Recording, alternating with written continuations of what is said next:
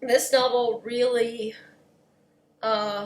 gets into the weeds of the soul and the conscience, and there's so much metaphor there, and I love that about this book, all the metaphor.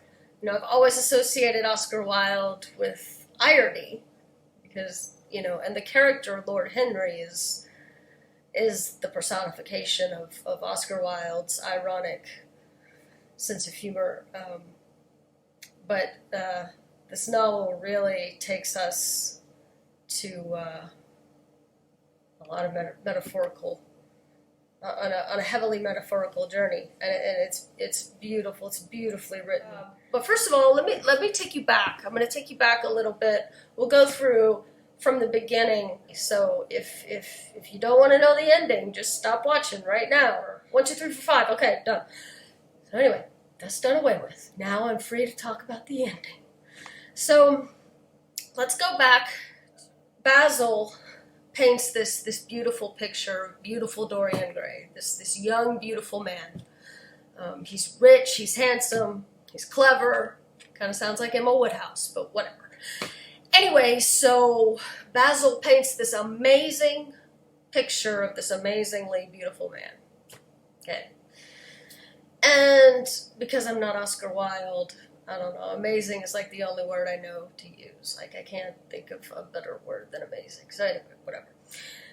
Okay, so Basil paints this great painting, and Lord Henry is also fascinated by this painting. And Lord Henry, meeting Dorian Gray, he's like, Dorian, you're so young, you're so beautiful, take advantage of it while it lasts, live to the fullest, yield to temptation, just live your life, because when you're old and you're ugly and you're withering away and you're wrinkled and all this stuff, like, it's all going to be over, and life is meaningless without youth and beauty. Life is nothing without youth and beauty. So, Dorian takes this to heart, and of course, looking at the painting, he makes this pact. So he's expressing a wish that he will never grow old and ugly, that he will always stay young, and that the painting, in fact, will take on the scars of life, so to speak, for him, in his place.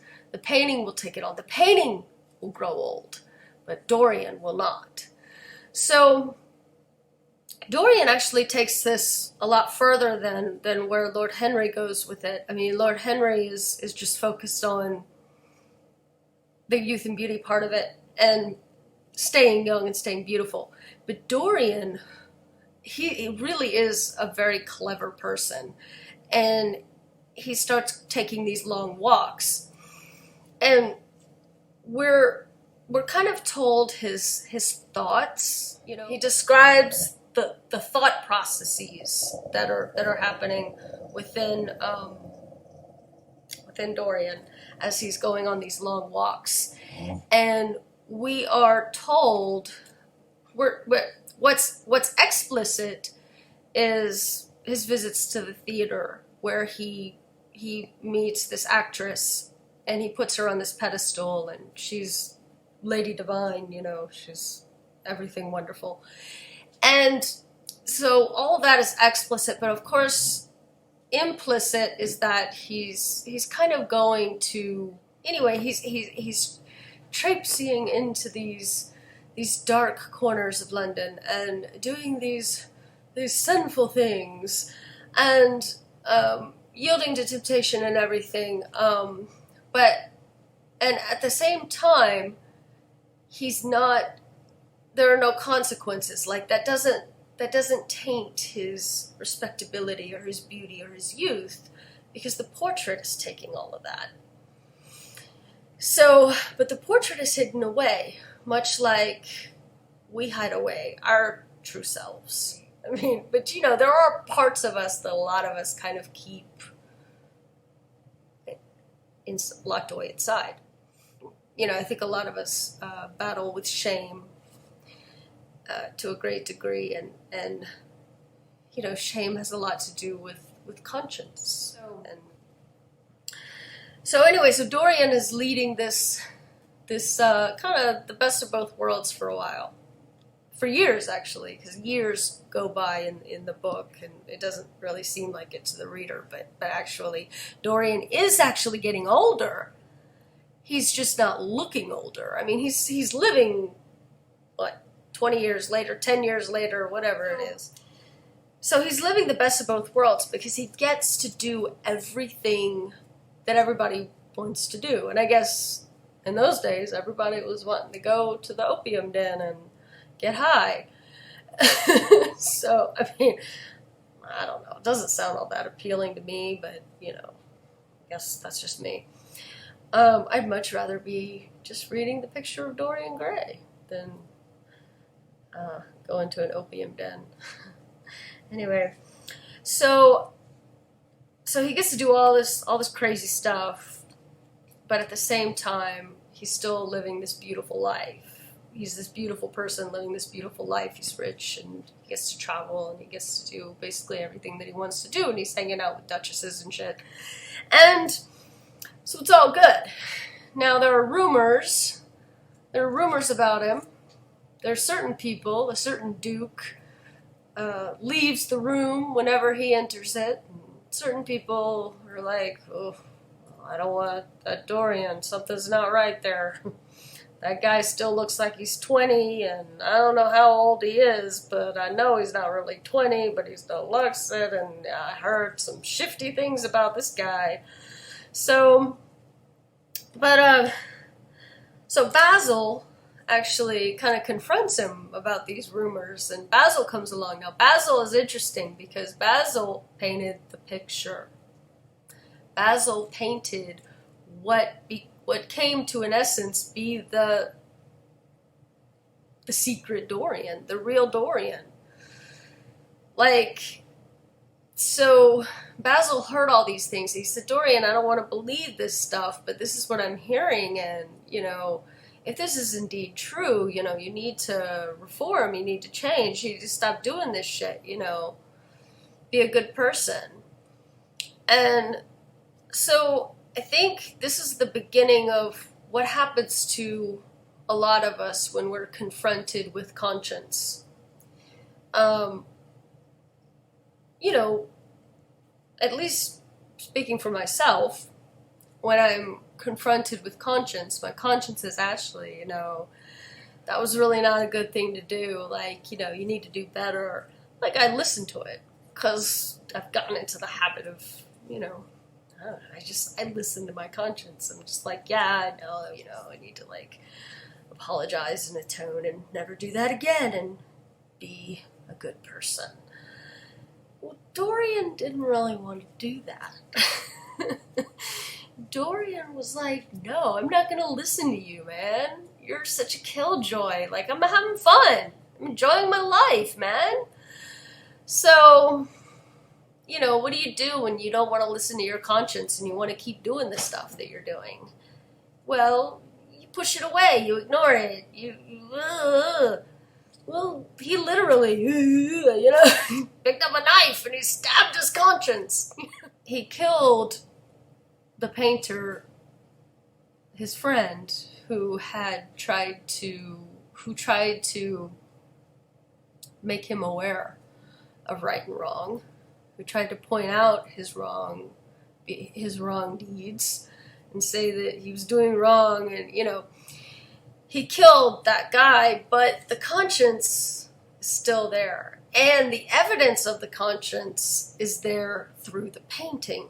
The painting is not his conscience, but the painting is the evidence that the conscience is there.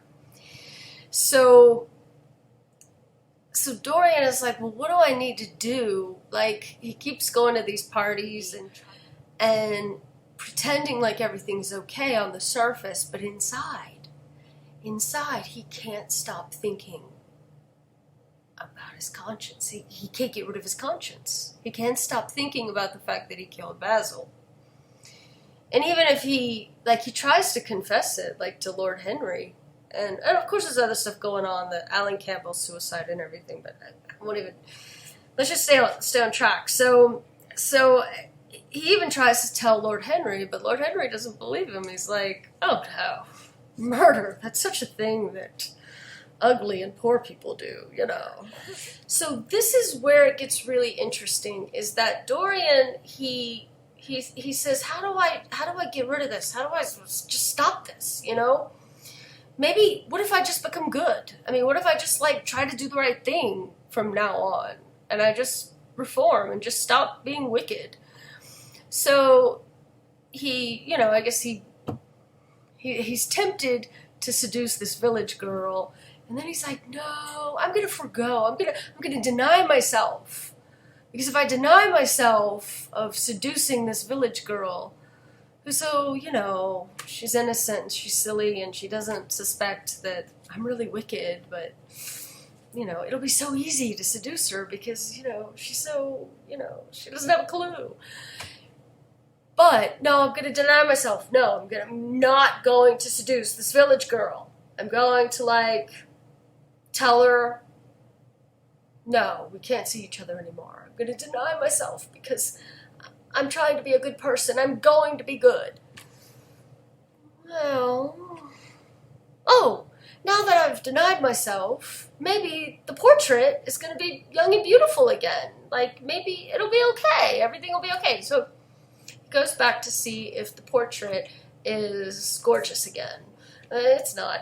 So anyway, so this is the part where I want to start reading to you, because I am not a brilliant writer like Oscar Wilde, and so I can't tell this story the way Oscar Wilde does. And this part of the novel is just especially brilliant.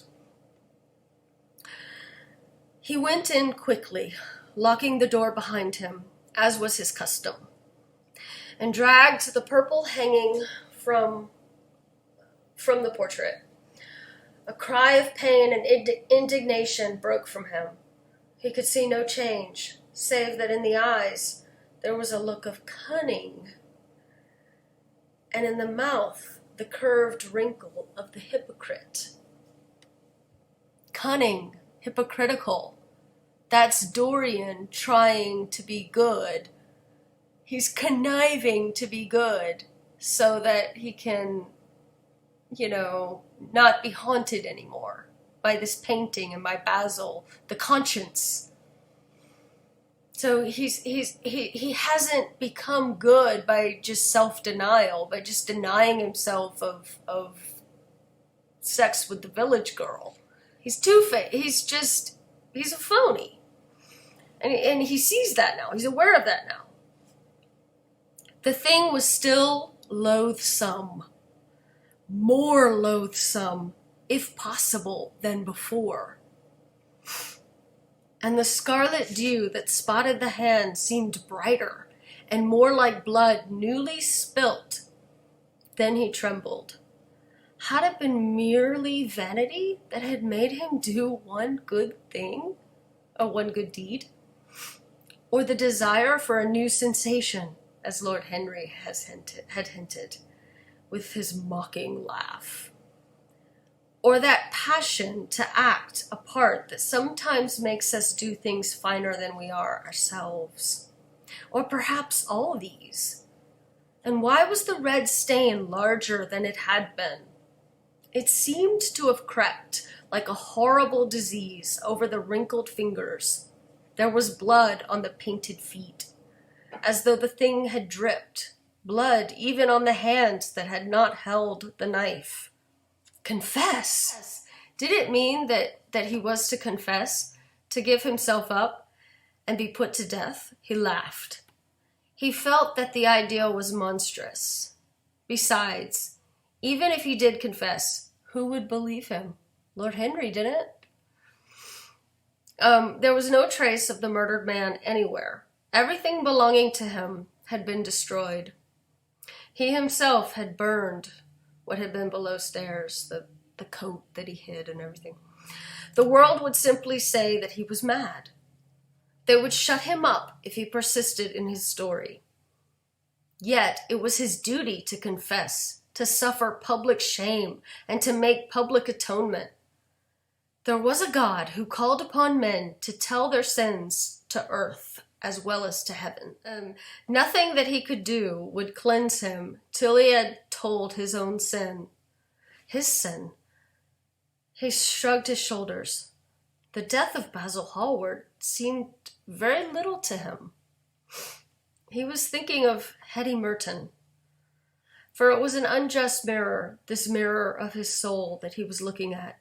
Vanity, curiosity, hypocrisy? Had there been nothing more in his renunciation than that? There had been something more. At least he thought so. But who could tell? No, there had been nothing more. Through vanity he had spared her. In hypocrisy he had worn the mask of goodness. For curiosity's sake he had tried the denial of self. He recognized that now. That line. There had been nothing more.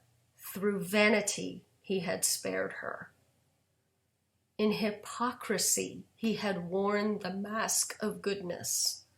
For curiosity's sake he had tried the denial of self. He recognized that now. But this murder, was it to dog him all his life? Was he always to be burdened by his past? Was he really to confess? Never. There was only one bit of evidence left against him. The picture itself. That was evidence. He would destroy it. Why had he kept it so long? Once it had given him pleasure to watch it changing and growing old. Of late he had felt no such pleasure. It had kept him awake at night. When he had been away, he had been filled with terror lest other eyes should look upon it. It had brought melancholy across his passions. Its mere memory had marred many moments of joy. It had been like conscience to him. Yes, it had been conscience. He would destroy it. And that's when, of course, he picks up the knife and he stabs the portrait. But the portrait, really, it's really him that he's killing. So that's the picture of Dorian Gray.